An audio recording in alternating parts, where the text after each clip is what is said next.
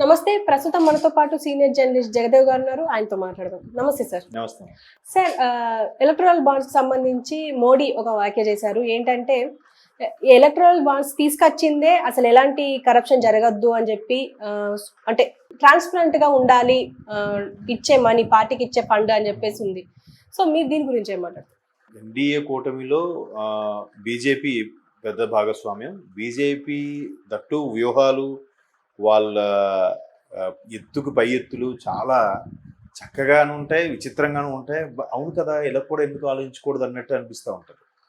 ఎలా అంటే మీరు ఏది చూడండి, అంటే ఇవన్నీ ఎందుకు చెప్తున్నానంటే, ముందు ఆయన ఒక ఛాయ్ వాలా అన్నారు. ఒక ఛాయ్ వాలా వీడికేం తెలుస్తుంది అన్నారు. కరెక్టే, ఒక ఛాయ్ వాలాని కాబట్టి నేను సామాన్యుల కష్టాలని తెలుస్తున్నాయి. ఒక ఛాయ్ వాలా కాబట్టి బీజేపీ లాంటి పార్టీలో ప్రధానమంత్రి, ముఖ్యమంత్రి అయ్యే అవకాశం వచ్చింది. మీ పార్టీలో మీ కుటుంబం తప్ప వేరే వాళ్ళకి ఎవరికి ఛాన్స్ వచ్చింది అన్నట్టు అన్నారు.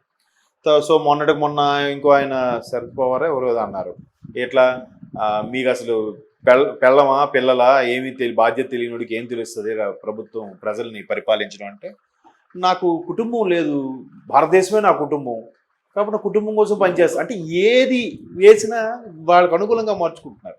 ఇప్పుడు ఎలక్ట్రల్ బాండ్ల గురించి కూడా గత కొద్ది రోజులుగా చాలా రచ్చ అవుతుంది. ఇండియా మొత్తం మీద అన్ని పార్టీలు కలిపి సుమారుగా 22,500 కోట్ల రూపాయలు ఏదో వచ్చాయంట.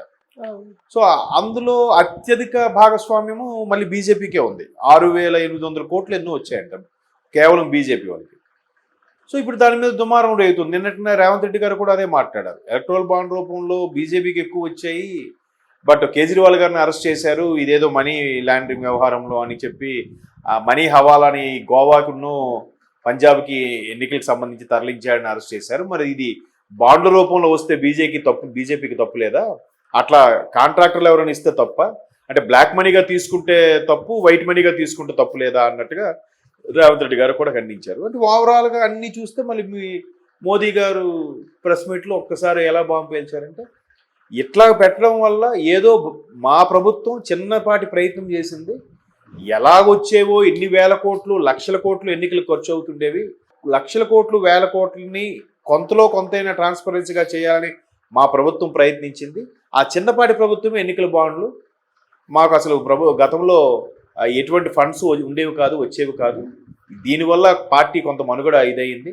1990లో అంటే ఆల్మోస్ట్ వాజ్పేయి గారి హయాంలో గుర్తుందా, మొదట్లో ఇప్పటికీ భారతదేశంలో అత్యధిక తక్కువ రోజులు పనిచేసిన ప్రధాని క్రెడిట్ వాజ్పేయి గారికే ఉంది. 13 రోజులు ఇన్ని రోజులు చేశారు. సో అప్పుడు చాలా జరిగాయి, మీరు చూసే ఉంటారు, అంటే న్యూస్లో చదువుకునే ఉంటారు. కాకపోతే ఆ తర్వాత మళ్ళీ ఎన్డీఏ రావడం, వాజ్పేయి గారికి ప్రభుత్వం 5 ఏళ్ళు ఉండడం, ఒక్కసారిగా నేషనల్ హైవేస్ ఒక్కసారి రూపురేఖలు మారిపోయాయి. ఎందుకంటే ఏదైనా, ఏ దేశమైనా, ఏ రాజ్యమైనా అభివృద్ధి చెందాలి అంటే ఫస్ట్ కన్స్ట్రక్షన్, రెండోది ట్రాన్స్పోర్ట్. ఈ రెండు ఉంటే ఒక్కసారిగా అభివృద్ధి అనేది పరుగులు పెడుతుంది. సో అట్లాగా వాజ్పేయి గారి ప్రభుత్వంలో స్టార్ట్ అయింది. తర్వాత మొన్న 2 సార్లు ఎన్డీఏ ప్రభుత్వం వచ్చింది, 2 సార్లు మోదీ గారు ఉన్నారు. మోదీ గారు ఎంత సమర్థవంతమైన నాయకుడు అనేది మరొకసారి రుజువు అయింది. ఎట్లా అంటే ఎన్నికల బాండ్లు అందరూ బురదజల్లే ప్రయత్నం చేస్తున్నారు, మీకే ఎక్కువ వచ్చింది, మీకే ఎక్కువ వచ్చింది, మాకు రాలేదు. మరి గతంలో ఎన్ని వచ్చాయి, ఎన్ని కంపెనీలు, ఎన్ని పార్టీలు, లేదంటే ఎన్ని సంస్థలు, ఎన్ని ఎన్ఆర్ఐ సంస్థలు మీకు బాండ్ల రూపంలోనో లేదంటే బ్లాక్ మనీ రూపంలో ఇచ్చారు, అవి ఎవరు లెక్క జమా కట్టలేదుగా. ఇప్పుడు వీళ్ళు ఏం చేస్తున్నారు తెలివిగా, సరే మాకు బాగా ఎక్కువ వచ్చాయి అనుకుందాం, ప్రభుత్వం మాది ఉంది కాబట్టి మాకు ఎక్కువ వచ్చాయి. ఎన్నికల బాండ్ రూపంలో ఉండడం వల్ల కొంతలో కొంతైనా ట్రాన్స్పరెన్సీ తెలుస్తుంది. ఇలా రావడం వల్ల దీని మీద ట్యాక్స్ కూడా మళ్ళీ ప్రభుత్వానికి పే చేస్తాం. అంటే ఒక 100 కోట్లు వచ్చాయనుకుంటే అందులో 25 కోట్లు ఈ బాండ్ల రూపంలో వచ్చాయనుకుందాం, అంటే 1/4, 25%. ఆ 25% ట్రాన్స్పరెన్సీ ఉంది కదా, మా చిన్న ప్రయత్నం ఈ విధంగా సఫలీకృతమైంది కదా అని దీన్ని కూడా మళ్ళీ ఎంత పాజిటివ్గా చెప్పారో చూడండి మోదీ గారు. అది ఏం బుర్రండి, అంతే కదా. అందరూ ప్రతి పార్టీ కూడా బీజేపీకి ఎక్కువ వచ్చింది, బీజేపీకి సుమారుగా 22,500 కోట్లలో 6,000 కోట్ల పైచీలకు వీళ్ళకే వచ్చాయి బాండ్ రూపంలో. అంటే ఆల్మోస్ట్ 1/4 వీళ్ళకే వచ్చింది. మిగతా అన్ని చిన్న చితకా పార్టీలకి, ఇప్పుడు టీడీపీకి కూడా దగ్గర 400 కోట్లు ఎన్నో వచ్చాయి అంటున్నారు, 500 కోట్లు అని. టీడీపీకి 300 ఎన్నో వచ్చాయి, వైసీపీకి 400, 500 వచ్చాయి అంటున్నారు. వీటన్నిటితో పోలిస్తే వాళ్ళు భాగం ఎక్కువే. కానీ దాన్ని కూడా ఎంతో పాజిటివ్గా ట్రాన్స్పరెన్సీగా ఉంది, మేము దీని మీద మళ్ళీ మీ ట్యాక్స్ కూడా పే చేస్తాము అని ఎంత చాకచక్యం చెప్పారమ్మా.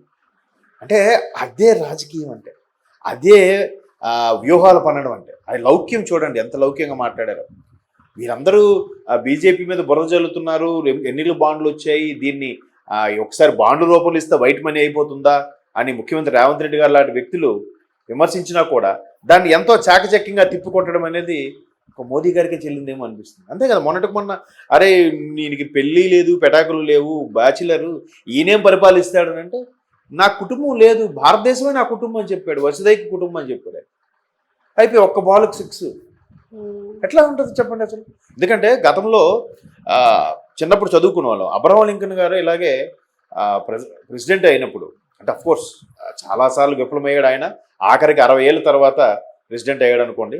ఆల్మోస్ట్ వాళ్ళు 32 ఏళ్ల నుంచి ట్రై చేస్తే ఎన్నోసార్లు విఫలమయ్యి సెనెట్కి సెలెక్ట్ అవ్వలేక ఫైనల్గా అధ్యక్షుడయ్యాడు అబ్రహం లింకన్. ఆయన ఇలాగే ఒక సభ నిర్వహిస్తుంటే అందులో ఒక వ్యాపారవేత్త ఊరికే ఈయన హేళన చేయాలని, ఇన్స్టాల్ చేయాలనే ఉద్దేశంతో మీ నాన్నగారు నా షూ కుట్టేవాడు, బాగానే కుట్టేవాడులే, వాళ్ళ అబ్బాయే కదా అన్నట్టు అన్నాడంట. అంటే ఎంత ఈగోతో అడిగాడు చూడండి. అంటే నువ్వు ఆఫ్టర్ ఆల్ ఒక చెప్పులు కుట్టేవాడు కొడుకురా నువ్వు అన్నట్టుగా చెప్పాడు. చెప్తే మరొక లాంటివాడైతే ఎంత రియాక్ట్ అయ్యి సీరియస్ అవ్వాలి, దాన్ని ఎంతో చాకచక్యంగా అబ్రహం లింకన్ ఈ సభా వేదికలో ఎంతమంది గొప్ప వాళ్ళ సందర్భంలో నా తండ్రిని తలుచుకునేలా చేశారు, నిజంగా మీకు హ్యాట్స్ ఆఫ్, మీకు నేనే మీకు థ్యాంక్స్ చెప్పాలన్నట. వాడు ఒక్కసారి ఏమన్నా అర్థం కాలేదు, ఈ నన్ను తిడుతున్నాడా పొగుడుతున్నాడా అని అర్థం కాక సైలెంట్గా కూర్చున్నాడు. సో ఇప్పుడు ఇక్కడ కూడా అలాగే ఉంది కదా, ఎంతో చాకచక్యంగా మీరు బాండ్స్ ఇవన్నీ అంటున్నారు. మా ప్రభుత్వం చేసే చిన్నపాటి ప్రయత్నం, మేము విదేశాల నుంచి స్విచ్ బ్యాంకు నుంచి కూడా తరలిస్తాము, బ్లాక్ మనీ తెప్పిస్తాము అనుకున్నాము, అవ్వట్లేదు. ఎంత లేదన్నా మళ్ళీ ప్రజలకు పట్టే ట్యాక్సుల నుంచి గుంజుకోవాలి, మేము ప్రజలు కట్టే ట్యాక్సుల నుంచే మళ్ళీ తిప్పి పెట్టాలి. సో మా ప్రభుత్వం చేసే చిన్నపాటి ప్రయత్నం నేనైతే సఫలీకృతం అయ్యింది అనుకుంటున్నాను అన్నట్టుగా మాట్లాడారు ఆయన కదా. ఒక్కసారి ఎంతమంది నోరు ముగించేసరిగా మరి నిజమే ఒక విధంగా, అంటే ఒక వెర్షన్లో ఆయన చెప్పింది నిజమే అనిపిస్తుంది. ఎందుకు ఇంతకుముందు లెక్క జమ లేదు, మీరు నమ్మరమ్మా. నేను నా కళ్ళతో చూసింది, నేను చదువుకున్న రోజుల్లో ఒక ఎమ్మెల్యే ఆయన పోటీ చేయాలంటే ఆయన అనుచరులు కాంట్రాక్టర్ దగ్గరికి వెళ్ళేవారు, పెట్రోల్ బంకుల దగ్గరికి వెళ్ళేవారు, థియేటర్ ఓనర్స్ దగ్గరికి వెళ్ళేవారు, పెద్ద పెద్ద డిస్ట్రిబ్యూటర్ దగ్గరికి వెళ్ళేవారు. వెళ్తే అంతే బ్యాగులు కదా. మరి అవన్నీ ఎవరు లెక్కమ్మా, ఎవరు జమ? ఫర్ ఎగ్జాంపుల్ అదే ఆ ప్రజాప్రతినిధి, సమ్ ఎక్స్ అనే ప్రజాప్రతినిధి ఒక 100 కోట్లు కలెక్ట్ చేశాడు అనుకుందాం. 100 కోట్లు ఆయన ఏం చేస్తాడు, ముందు ఒక 20 కోట్లు 30 కోట్లు పక్కన పడేస్తాడు. ఈ 70 కోట్లతో ఎలాగైనా నేను ప్రచారం చేసి గెలవాలనుకుంటాడు. ఈ 70 కోట్లలో ఏం చేస్తాడు, మళ్ళీ దగ్గరున్న తన చుట్టాలు బంధువులు అనుచరులు ఉంటారు కదా, వాళ్ళకే ముందు మళ్ళీ ఇస్తాడు. ఒక్కొక్కడికి 5 కోట్లు 3 కోట్లు 2 కోట్లు పంచండి రాని. మళ్ళీ వాళ్ళు ఏం చేస్తారు, 5 కోట్లు ఇచ్చిన ముందు కోటి పక్కన పెడతాడు, 4 కోట్లే పంచుతాడు ఆడి దగ్గర. అలాగా ఒక్కొక్కడికి వెళ్ళేసరికి ఆ కింద వెళ్ళేసరిగా వాడికి ఒక 30 లక్షలు ఇస్తారు పంచురాని, ఆడు మళ్ళీ అందులో 5 లక్షలు నొక్కేస్తాడు. సో చైన్ లింక్ ఇలాగ ఎన్ని కోట్ల మరి లెక్క జమ లేని బ్లాక్ మనీ ఎంత?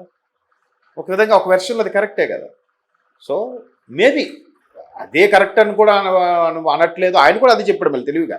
మేం ఫాలో అయ్యే ఏదైతే బాండ్ల రూపంలో ఉందో ఇదే పెర్ఫెక్ట్ అని కూడా నేను అనట్లేదు, ఏదో మా చిన్న ప్రయత్నం ఇలా జరిగింది, చూద్దాం నెక్స్ట్ మళ్ళీ ఏం వస్తుందో చూద్దాం, నెక్స్ట్ ఇంకోలా ప్రయత్నిస్తాం అన్నట్టుగా చెప్పాడు.